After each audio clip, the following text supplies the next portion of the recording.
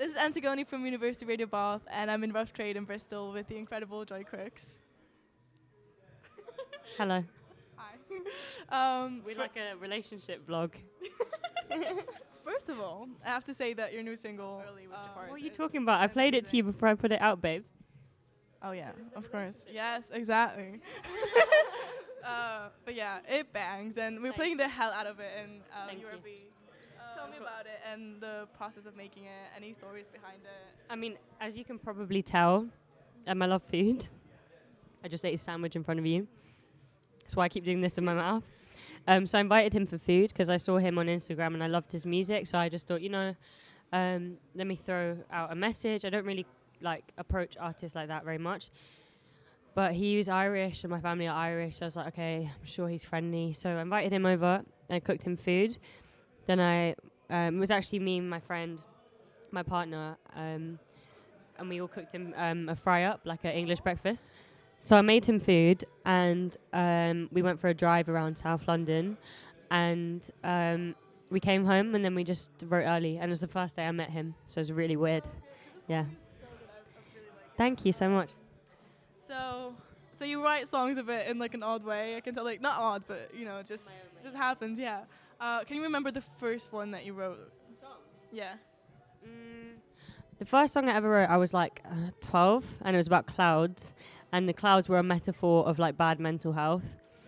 So when the clouds are out, then I was suffering.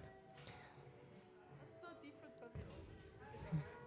It's like thunder clouds when you walk there. I'm joking. It's not that. It's not that. It was fuck. I don't remember. It was something like. It was rainy cloud. No, I don't know because now maybe it's similar to Hurts. Rainy clouds when you I don't know. Well, so you wrote your first song at 12, which means you were into music from a really early age. What got you into it? And yeah, what got me into music? Yeah. Music itself. I was just obsessed with music. I've always really loved listening to it. I used to come to Rough Trade when I was 9. I remember my dad first took me to Rough Trade. I loved it so much. I had a bob. That's how young I was. I actually had a bob. Everyone called me Dora the Explorer.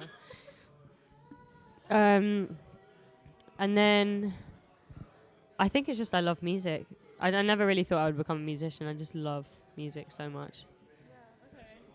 So you said you never thought you would become a musician. What were you thinking you were going to become then? I just thought I'd, be in school and maybe work with. I used to say that I wanted to have an education. I never really was fussed on how I would get that education. I just wanted an education. And I used to always say, it sounds so wet, but I used to say it as a kid, I was like, oh, I really want to give back to people. Especially for a kid. And then I'd say, I want to earn enough money to be able to really give back. So build things in my village back home and stuff like that. So I don't know. What's your favorite song that you've released so far? A special one or? I mean, I was singing it just now. I quite like Hurts. I mean, I love a lot of my songs because they're all very different. But I love Hurts. I really love Hurts. I think it's a really beautiful little funny song. Yeah, it is. But I find that a lot of not all of your lyrics are very profound and deep, but at the same time very simple and beautiful. What's your secret? Bloody, if I knew, I would use it all the time. I have no idea. Thank you, though. That's very kind. But yeah, we're about the same age. I think I'm a year younger than you. But I found myself relating to your song so much. So yeah, just want to say that. So who would you most like to collaborate with? And I'm really rooting for you to do a feature with Kendrick. Yeah, I always say Kendrick, but I wouldn't mind collaborating with Inflow, who's a producer who actually is playing right now. Oh wow. Yeah. Okay.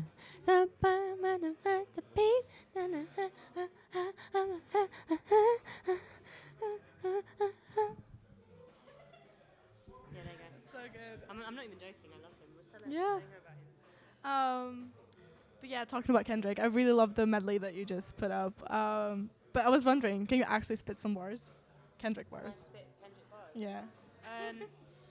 Yeah, I could probably spit Kendrick bars. Yeah, I can, but it's like, if I did it out loud, it would just sound odd because it was a lot of, because I don't like to repeat certain words out of respect. I just think that, and also certain lines, because, you know, when he says, I'm an Israelite, I'm not black no more, like, I just wouldn't, like, that's so personal to him that I wouldn't take that. So even when I did the medley, a lot of the reason why I did the medley is also because of looking at what words I could use and what I could relate to.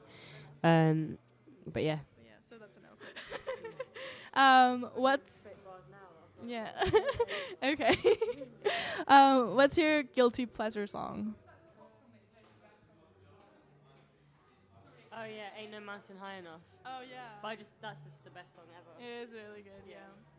When it came on in karaoke, I lost my mind.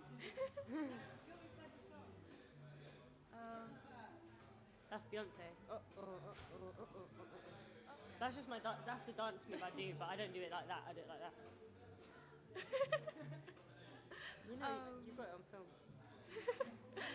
If you were to be in a girl band, who would be your bandmates? Who would be my band? And what would the name be? Housewife. The name would be Housewife, and we'd all be dressed up like 1950s housewives, and like the stage, because I had this dream, that's where I got the name Housewife. It was so silly. It was such a cool dream, but basically we'd all be dressed up as like 1950s housewives, and like even the stage direction would be like old vacuums and stuff like that, and then all our merchandise would be like puns, so like, you know, Valium shaped t-shirts or whatever, or like packaging. Yeah. Little Sims, definitely. Little Sims is the angry housewife. Yeah. Little Sims has had a fucking enough of being a housewife. Rachel Chinariri, because she's sick. Cleo Sol would be the housewife that just made us all calm down because of her beautiful voice. Who else? I love those girls so much. I love Cleo Sol. I love Little Sims. I love Rachel Chinariri. Like, we'd have to resurrect her. We'd have to resurrect Billie Holiday. But she could be Billie Holiday's the manager. Yeah, she's the manager. She's the one that's like taking no shit. Nina Simone's the tour manager. She's like, you fuck with her. Oh my God.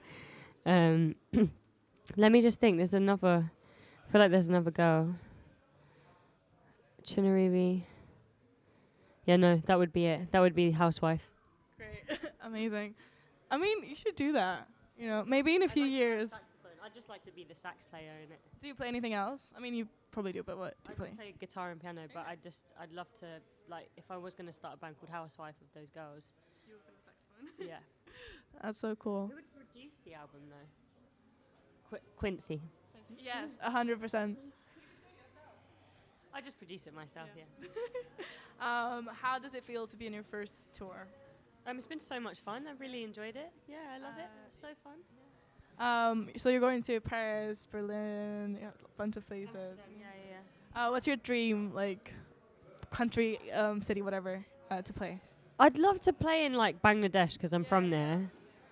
I'd love to play in, I'd love to play in, like, a forest in, like, Bhutan. I know that sounds weird, but it's not because clout or fans. It's just imagine how beautiful that would be. And Bhutan only got, like, TV in the 90s, so, I mean, it's probably just, like, very beautiful vibes there. Make that happen. Got to find a Bhutanese promoter. Can you get on that? Fantastic. Thank you. What's the weirdest moment you've had happening in a show or like after it before? The weirdest thing that's happened at a show is probably... Yeah, I mean, recently on Monday, my mate forgot to plug himself in, so he just thought there was this whole technical difficulty when actually he just hadn't put one thing into another. Oh, wow. That was interesting, yeah. That actually happened to me. Oh my God, no! Even that night as well, someone decided to like catcall during one of my saddest songs, just like and thought they knew where the ad lib was, so they're like, oh, and everyone was like, and it was just the piano and my voice, so it was very, very, very strange. It was very strange. Yeah, so I've never laughed so much in such a sad song before. I mean, and final question to end this on a high. Tell me your best joke.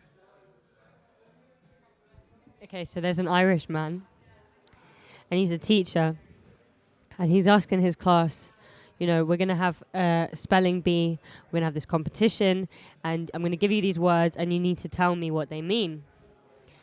And he goes, right, the word is contagious. Now, who in the class can tell me what contagious means? And this boy puts his hand up. He's like, yes, sir, I know what it means. And the teacher's like, well, go on, tell me what it means. Well, my dad and I were driving down the road the other day, and we were right beside our house, and the neighbour was cutting his lawn. He had a really big bush of a lawn. And my dad turned to him, and he pointed at him, and he said, it'll take that contagious. I think that's good. I'm bad at telling jokes, but I think that one was good. I'd say that was all right. That was really good. Thank you so much. You made us laugh. And I'm really excited to hear your show today. And thank you for doing this. Relationship vlog. We've been together for approximately 20 minutes, but it's going really well. We're planning to get a pet animal, and it's going to be great.